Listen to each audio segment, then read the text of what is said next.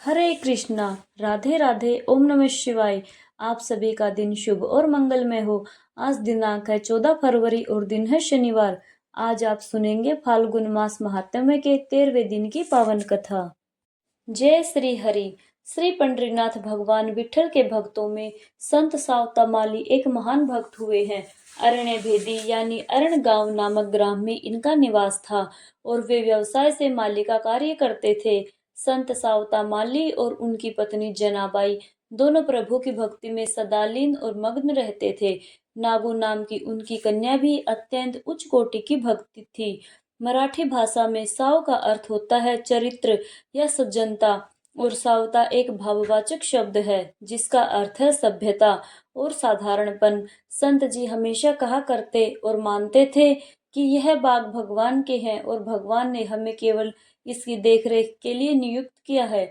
उनके बाग में तरह तरह के फल, सब्जियां और सुंदर सुगंधित फूल लगे हुए थे। बाग में वारकरी यानी वैष्णव भक्त जो पंढरपुर की पैदल यात्रा पर जाते थे, उनका और अन्य लोगों का निरंतर आना जाना लगा रहता था, क्योंकि संत सावता माली की बगिया थी, ऐसी जो पवित्र, शांत और आकर्षक। एक दिन गांव के एक व्यक्ति ने पूरे गांव में यह बात फैला दी कि सावता माली नास्तिक है। वह कभी भगवान के दर्शन करने नहीं जाता और पंढरपुर यात्रा पर तो बिल्कुल भी नहीं जाता। उसने यहाँ तक कह दिया कि उसके बाग के फल और सब्जी खाना महापाप है और उससे बोलना भी पाप है। धीरे धीरे संत जी के बाग में वारकरी भक्तों का आना जाना बंद हो गया। वे लोग बाग के सामने से तो निकलते, पर अब बगीचे के अंदर नहीं जाते थे। इस बात से सावता माली की पुत्री भक्त नागू बहुत दुखी रहने लगी। एक दिन कुछ वारकरी पंढरपुर यात्रा पर निकले। बाग के सामने से निकलते समय नागू ने उनसे पूछ लिया, अब आप बाग में क्यों नहीं आते? तब उन लोगों ने कहा, सावता माली पंढरपुर के रास्ते पर ही पास में रहता है, किंतु फिर भी दर्शन करने नहीं आता। वह पक्का परपंच में फंस गया है, उसे परमार्थ नहीं चाहिए। मुख से विठल राम कृष्ण हरि नाम तो लेता है, परंतु प्रभु के दर्शन को नहीं जाता। हम क्यों आए उसके बगीचे के अंदर? तब भक्त नागू ने अपने पिता से कहा, पिताजी, हम लोग क्यों नहीं जाते? इस बार पंढरपुर चलते हैं ना, चलिए हम भी सब मिलकर चलते हैं। तब संत सावता माली बड़े शांत भाव से कहने लगे, बेटी, प्रभु को यह पसंद नहीं आएगा। वह कहेंगे, काम छोड़कर यहाँ क्या करने आए हो? यह बाग भगवान विठल के हैं। काम छोड़कर अगर उनके पास गए तो वह कहेंगे, क्यों आए हो यहाँ? वहां मेरी बगिया सूख गई है तो मेरे बाग बगीचे नष्ट हो गए, तो यह मुझे स्वीकार नहीं होगा। मैंने तुम्हें जो काम सौंपा है उसे छोड़कर तुम यहाँ क्यों आए हो? और सच बात यह थी कि सावता माली इतनी ऊंची आध्यात्मिक अवस्था को प्राप्त हो चुके थे कि उन्हें तो चारों ओर हरि के ही दर्शन होते थे। उनके मुख से हरि का नाम निरंतर निकलता रहता था, परंतु अन्य लोग इस लीला को समझ नहीं पाते थे। उनका एक और भाव था, यहाँ से होकर संत महात्मा पंढरपुर की यात्रा के लिए जाते थे, उन्हें थकान तो होती ही होगी, इसलिए हम उनकी सेवा फल फूल जल आदि से करें। यदि हम ही बाग छोड़कर दर्शन करने चले गए तो संत महात्माओं की सेवा कौन करेगा? संतों के चरणों में उनकी गहरी और सच्ची भक्ति थी, लेकिन साधारण लोग यही समझते थे कि साफला माली नाम तो जपता है पर मंदिर कभी नहीं जाता। एक दिन उनकी कन्या नागू बाहर खेलने निकल गई। उसने कुछ देर सोच विचार किया और फिर अंदर आकर बोली, पिताजी, हम नहीं जाएंगे पंढरपुर, पर विठल को तो यहाँ बुला लीजिए। प्यारी नागो भगवान को धन्य विठू विठू राय जैसे प्रेम भरे नामों से पुकारा करती थी। नागू निरंतर अपने पिता से पूछा करती, बाबा, इस बाग का स्वामी वह विठल है ना? तो वह बाग में कभी पधारती क्यों नहीं? सावता माली को अपनी कन्या के प्रति बड़ा कौतुक हुआ। छोटे छोटे बच्चे नादानी में ऐसी बातें कह ही देते हैं, और छोटे बच्चों के मन में जो भगवान के प्रति भक्ति होती है वह अत्यंत सच्ची और निष्कलंक होती है। तो इस प्रकार भक्त नागू अपने पिताजी से बड़े प्रेम और मासूम भाव से ऐसे प्रश्न किया करती थी। जब सावता माली ने अपनी नन्ही पुत्री के मुख से इस प्रकार के भोले और भक्ति भरे प्रश्न सुने तो उनके हृदय में अपनी कन्या के प्रति बड़ा ही कौतुक और स्नेह उमड़ आया। उन्होंने अपनी बेटी को प्यार से अपने पास बिठाया उसके सिर पर हाथ फेरा और बड़े स्नेह से कहने लगे, बेटी, वे तो समस्त जगत के पालनहार हैं, उन्हें अनगिनत कार्य होते हैं, परंतु जब भी उन्हें समय मिलेगा तो वे अवश्य हमारे बगीचे में आएंगे। कुछ समय बाद एक दिन ऐसा आया जब कुछ वारकरी संत और यात्री पंढरपुर की यात्रा पर प्रभु से भेंट करने के लिए निकल पड़े। जैसे ही भक्ता नागू को यह समाचार मिला, उसके हृदय में अपार आनंद भर गया। उसने तुरंत एक टोकरी ली और उसमें प्रेम से कुछ गाजर और मूली भर ली। फिर उन वारकारी भक्तों से हाथ जोड़कर बोली, भैया, क्या आप यह नैग मेरे मिट्ठू राय को ले जाकर दे देंगे? उनसे कहना कि यह सब्जियां और फल उसी के बगीचे के हैं। लेकिन बहुत से वारकरी रुके ही नहीं। उन्होंने अनदेखा करके आगे बढ़ जाना ही उचित समझा, क्योंकि वह यही मानते थे कि साफ्ता माली नास्तिक है और इसके बाग के फल ना तो खाने योग्य हैं और ना ही स्पर्श करने योग्य हैं। कुछ वारकरी तो भक्त नागू का उपहास उड़ाने लगे। वह बोले, छी, मूली और गाजर क्या, यह भगवान को चढ़ाने योग्य हैं। इतना कहकर वे इस टोकरी को फेंककर आगे बढ़ गए। परंतु उन सब के बीच एक बूढ़ा वारकरी भक्त था, जिसने उस कोमल हृदय बालिका के मन का निष्कपट भक्ति भाव पहचान लिया। उसने स्नेह से वह टोकरी उसके हाथों से ले ली और प्रेम से कहा, बेटी, मैं यह सब्जियां और फल भगवान विठल को अवश्य दे दूंगा। उसकी बात सुनकर नागू का हृदय आनंद से भर उठा। वह प्रसन्न होकर बोली, भैया, विठल से कहना कि यह बाग उसी के हैं। मेरे माता पिता दिन रात उनका ही नाम जप करते रहते हैं और हाँ, मैं भी उन्हीं का नाम लेती हूँ। विठल राय से कहना कि नागू आपकी प्रतीक्षा कर रही है। आप मेरी प्रार्थना सुनकर शीघ्र लौट आएंगे ना? मेरा संदेश अवश्य देना। उस मासूम भक्ति भरी वाणी को सुनकर उस वारकारी भक्त का हृदय भर आया। उसने मन ही मन सोचा, निष्पाप, निस्वार्थ और अपार प्रेम से भरी इस कन्या का निमंत्रण सुनकर प्रभु अवश्य आएंगे। वह बोला, बेटी, मैं तुम्हारी प्रार्थना अवश्य निवेदन करूंगा और देखना, भगवान अवश्य आएंगे। उनका अपने भक्तों पर असीम प्रेम है। अरण्य भेटी गांव से पंढरपुर लगभग 18 मील की दूरी पर था। वह वारकारी भक्त हाथ में टोकरी लेकर पंढरपुर के लिए चल पड़ा। मंदिर पहुंचकर उसने नागू का संदेश ज्यों का त्यों भगवान को सुना दिया। उधर उस दिन शाम को बाग का कार्य पूर्ण करके संत सावता माली अपनी बेटी नागू से बोले, चलो बेटी, अब घर चलते हैं, तुम्हारी माता प्रतीक्षा कर रही होगी। नागू ने दृढ़ स्वर से कहा, बाबा, आज तो पांडुरंग आने वाले हैं। मैंने वारकरी भैया के साथ सब्जी और फल नागू के रूप में भेजे हैं। उनसे शीघ्र लौटने को भी कहा है। मुझे प्रतीक्षा करनी चाहिए। मैं यहीं रुकूंगी। संतों ने लिखा है, जिस दिन प्रत्येक वैष्णव के हृदय में नागुर जैसा दृढ़ विश्वास जागृत हो जाएगा, उस दिन भगवान से मिलना अवश्य हो जाएगा। प्रहलाद और नागू जैसा अटल विश्वास भगवान की प्राप्ति को सहज बना देता है। अपनी बेटी का ऐसा भगवत प्रेम देखकर संत सावता माली धन्य हो गए। उन्होंने उसे अपने पास बिठाया और कहा, मैं भी यही रुकता हूँ। संत सावता माली विठ्ठू राय का स्मरण करने लगे। बहुत समय बीत गया। जब बेटी और पति घर नहीं लौटे तो सावता माली की पत्नी जनाबाई को चिंता होने लगी। कुछ देर प्रतीक्षा करने के बाद वह भी बगीचे में आ पहुंची। जब उसने अपनी बेटी के प्रेम अवस्था और प्रभु की भक्ति देखी तो उसकी आंखों से भी आंसू बहने लगे। पूरा परिवार प्रभु स्मरण में डूब गया। नाम जप करते करते पूरी रात बीत गई और किसी को समय का भाव ही नहीं रहा। नागू ने तो भगवान के दर्शन प्राप्त करने की ऐसी रट लगा दी थी कि उसने अन्न जल का भी त्याग कर दिया था और केवल भजन में ही लीन थी। उधर जब बूढ़े वारकारी भक्त ने भगवान को नागू का संदेश सुनाया और प्रणाम किया, उसी क्षण प्रभु तत्काल मंदिर से बाहर निकल पड़े और सीधे संत सावत के बाग की ओर चल पड़े। जब प्रभु सावता माली के पास पहुंचे तो उनके दर्शन केवल सावता माली को ही हुए।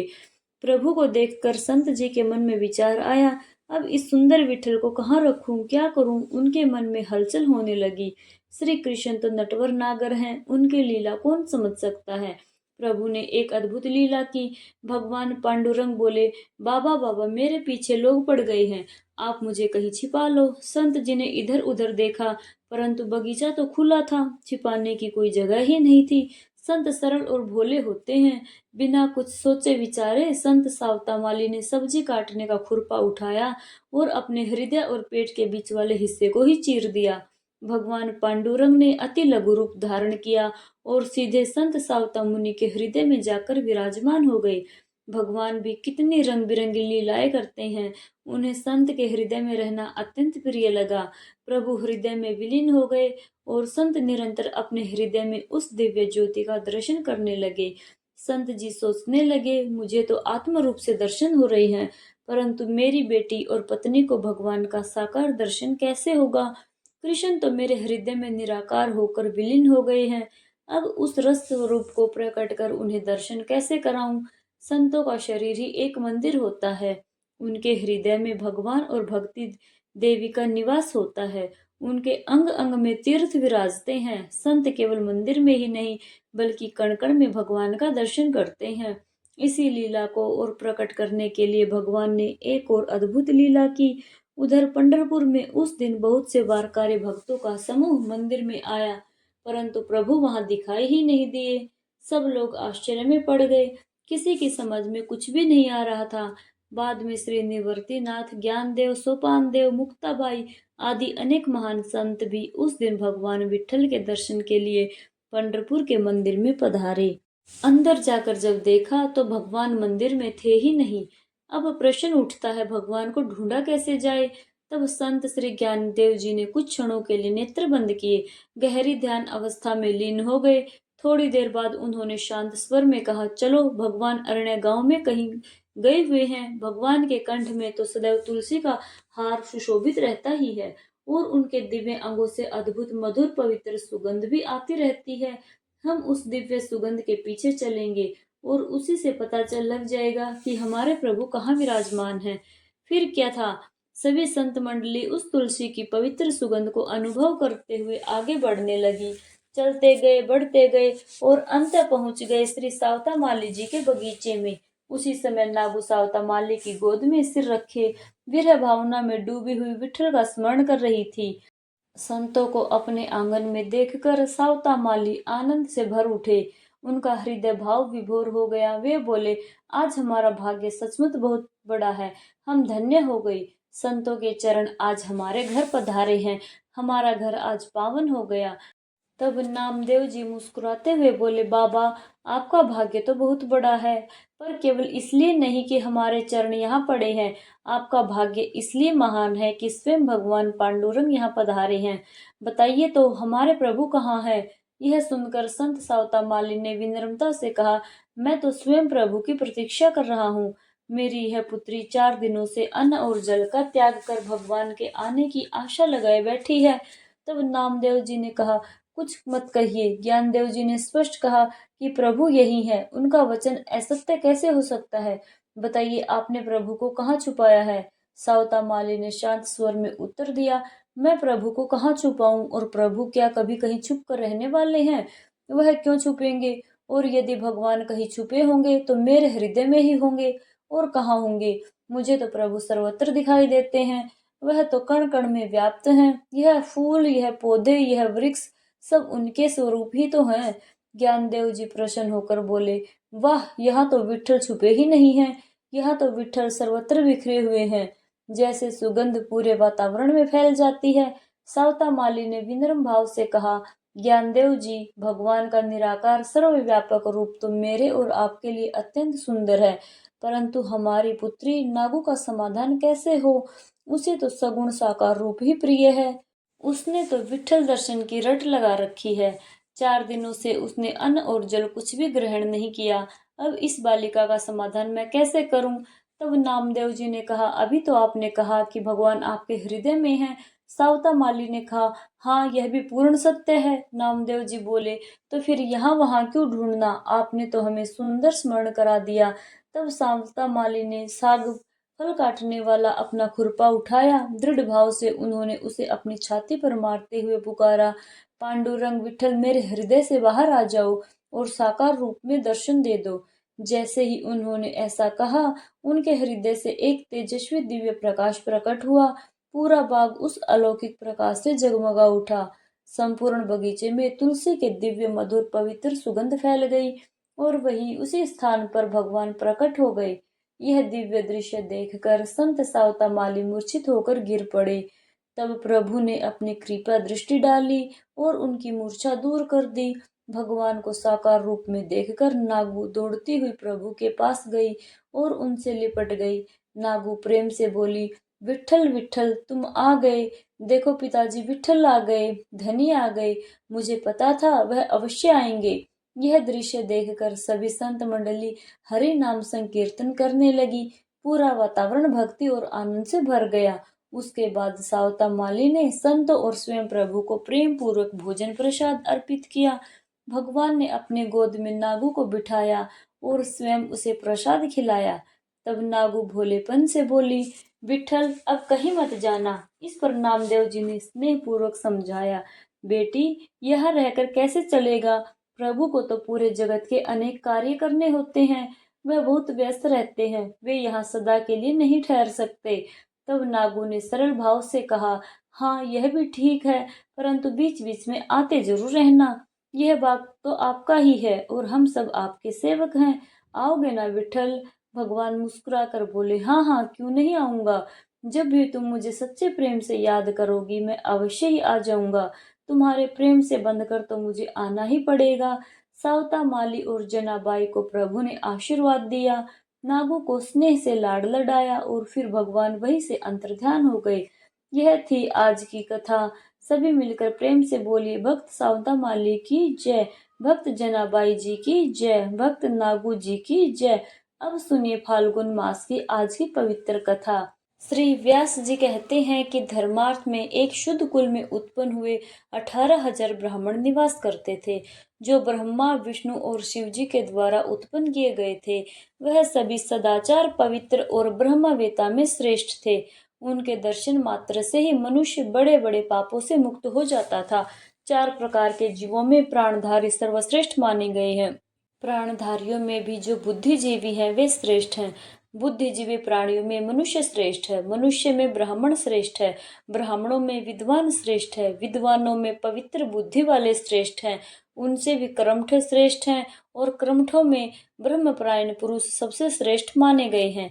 तब धर्मराज युधिष्ठिर ने व्यास जी से प्रश्न किया, हे व्यास जी, धर्मार्थ में जिन श्रेष्ठ आचार और व्यवहार वाले ब्राह्मणों ने निवास किया वे किस कुल में उत्पन्न हुए थे। तब व्यास जी बोले, हे राजन, उन उधर्व वेता ऋषियों और महात्मा ब्राह्मणों की शाखाएं, प्रशाखाएं, पुत्र पौत्र आदि की संख्या अत्यधिक अधिक थी। उनमें मुख्य 24 गोत्रों के नाम मैं तुम्हें बताता हूँ। भारद्वाज, वत्स, कौशिक, कुश, शांडल्य, कश्यप, गौतम, छंद, जातात, वत्स, वशिष्ठ, धारण, आत्रेय, भांड, लौकिक, कृष्णयान, उपमेनु, गर्ग, मृदुल, मौसक, पुण्यासन, पराशर, कोण तथा गंगास। इन गोत्रों में उत्पन्न ब्राह्मण वेदों के पारंगत विद्वान विविध यज्ञ अनुष्ठानों में तत्पर, ध्वज पूजन कर्म में संलग्न, सत्कर्म परायण और गुणवान थे।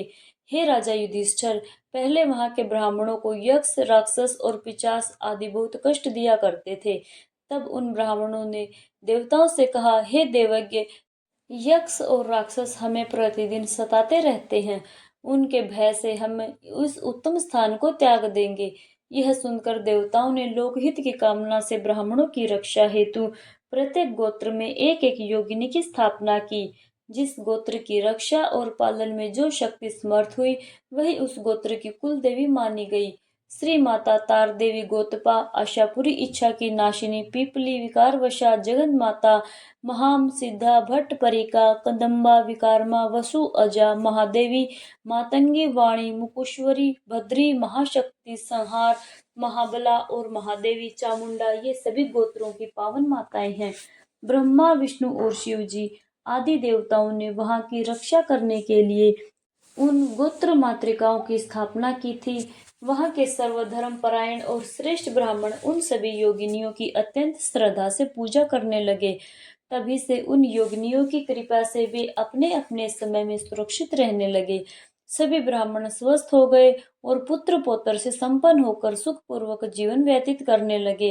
राजन, 100 वर्ष बीत जाने के पश्चात श्री ब्रह्मा, विष्णु और शिव जी धर्मरण को देखने के लिए प्रातःकाल सूर्योदय के समय एक उत्तम दिव्य विमान पर विराजमान होकर वहां आए। उस समय ब्राह्मण लोग समिधा, पुष्प और कुशा लाने के लिए आश्रम छोड़कर विभिन्न दिशाओं में गए हुए थे।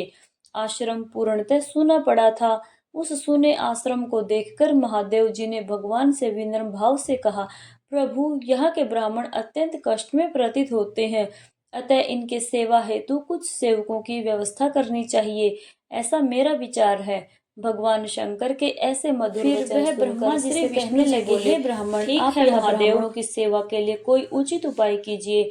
भगवान विष्णु का यह आदेश सुनकर श्री ब्रह्मा जी ने कामधेनु का स्मरण किया। स्मरण करते ही उस क्षण कामधेनु वहां प्रकट हो गई। तब ब्रह्मा जी ने कामधेनु से कहा, हे माता, इन ब्राह्मणों में से प्रत्येक के लिए दो दो शुद्ध हृदय वाले अनुचरों की व्यवस्था कीजिए।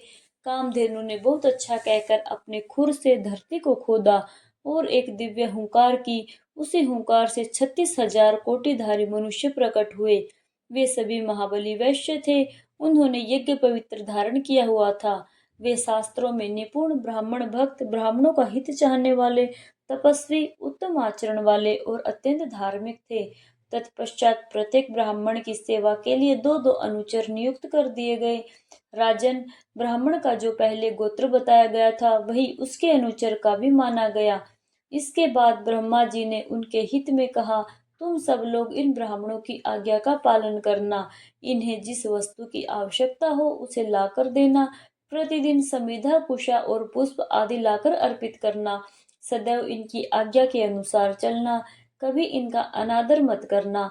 जात कर्म, नामकरण, अन्नप्राशन, चूड़ाकर्म, उपनयन आदि संस्कार तथा जो भी व्रत, दान, उपवास आदि कर्म हो वह सब इन ब्राह्मणों की आज्ञा के अनुसार ही करना। जो व्यक्ति इनकी अनुमति के बिना दर्श, यज्ञ, श्राद्ध या कोई भी शुभ कर्म करेगा वह गरीबी, पुत्र शोक और कीर्ति नाश को प्राप्त करेगा। यह सुनकर उन अनुचरों ने बहुत अच्छा कहकर देवताओं की आज्ञा को शिरोधार्य किया। इसके बाद इंद्र आदि श्रेष्ठ देवता कामधेनु की स्तुति करने लगे। हे अनघे, आप सभी देवताओं की माता हैं और समस्त यज्ञों का मूल कारण है। आप सभी तीर्थों में श्रेष्ठ तीर्थ हैं। आपको बारंबार नमस्कार है। आपके ललाट में सूर्य, चंद्रमा, अरुण और स्वयं भगवान शंकर विराजमान है। आपके हुंकार में साक्षात सरस्वती जी का निवास है। आपके गले के कंबल में नागों का निवास है। आपके खुर और पृष्ठ में गंधर्व तथा चारों वेद स्थित हैं और आपके मुख में अग्रभाग में समस्त चराचर तीर्थ स्थित है। इस प्रकार विविध वचनों से प्रसन्न होकर कामधेनु स्वर्ग लोक को प्रस्थान कर गई। उन्हें वैश्य युवकों के विवाह हेतु भगवान शंकर और यमदेव ने गंधर्व की कन्याओं को लाकर उनकी पत्नी के रूप में स्थापित किया। विश्वावसु नाम से प्रसिद्ध जो गंधर्वों के राजा हैं, उनके यहाँ 6,000 कन्याएं थी। वे सभी रूप, यौवन और उदारता से संपन्न थी। उन्हीं कन्याओं को वेदोक्त विधि से देवताओं के समीप उन वैश्य युवकों को अर्पित किया गया। उस समय उन वैश्यों ने गंधर्व को पूर्वज, देवताओं को सूर्य और चंद्रमा को तथा यमराज और मृत्यु को भी अजय भाग अर्पित किया। विधि पूर्वक आज भाग अर्पित करने के पश्चात ही उन वैश्यों ने उन कन्याओं का वरण किया, अर्थात उनसे विवाह किया। तब से लेकर आज तक जब भी गंधर्व विवाह होता है, देवता आज्य भाग ग्रहण करते हैं। जिन 36,000 धेनु कुमारों की चर्चा की गई है, उनके पुत्र पौत्रों की संख्या लाखों तक पहुंच गई है। वे सभी ब्राह्मणों के सेवक बने। देवताओं के प्रस्थान के पश्चात सभी ब्राह्मण वही निवास करने लगे। राजन, तब से वहां के ब्राह्मण निर्भय होकर पुत्र पौत्रों सहित निवास करते हैं और वेदों का निरंतर पाठ करते। वेदों के ज्ञाता और महान विद्वान थे। कोई शास्त्रों का अर्थ समझता, कोई भगवान विष्णु का जप करता, कोई शिव जी के गुण गाता, तो कोई ब्रह्मा जी के नाम का स्मरण करता, तो कोई यम सूक्त का पाठ करता था। याचक बनकर यज्ञ और अग्निहोत्र की उपासना करते थे। स्वाहा, स्वधा और वष्ट के उच्चारण से वे संपूर्ण त्रिलोकी को पवित्र कर देते थे। वहां के वैश्य भी अत्यंत दक्ष थे और सदैव ब्राह्मणों की सेवा के लिए तत्पर रहते थे। वे धर्मन प्रदेश में स्थित होकर बसते थे और ब्राह्मणों के लिए अन्नपान, समिधा, कुश तथा फल आदि की व्यवस्था करते थे। पुष्पहार का संग्रह करना, स्नान के लिए वस्त्र धोना, उपले बनाना, झाड़ू बुहारी करना, कूटना और पीसना आदि कार्य उन वैश्य पत्नियां श्रद्धा से करती थी। श्री ब्रह्मा, विष्णु और शिव जी के आदेश से सभी लोग उन ब्राह्मणों की सेवा में समर्पित रहते थे। तभी से ब्राह्मण स्वस्थ होकर हर्षपूर्वक दिन रात श्री ब्रह्मा विष्णु और शिव आदि देवों की उपासना करने लगे। शिव व्यास जी बोले, इसके बाद कुछ समय बीतने पर जब सतयुग की समाप्ति हुई और त्रेता युग का प्रारंभ हुआ, लोल जीवन नामक एक राक्षस उत्पन्न हुआ जो सभी राक्षसों का राजा था। उस दुष्ट राक्षस ने ब्राह्मणों से सेवित उस परम पवित्र और सुंदर धर्मरण में देश बस भयंकर आग लगा दी। अपने निवास स्थान को जलता हुआ देखकर वे श्रेष्ठ ब्राह्मण अत्यंत व्याकुल हो उठे और वहां से भाग खड़े हुए।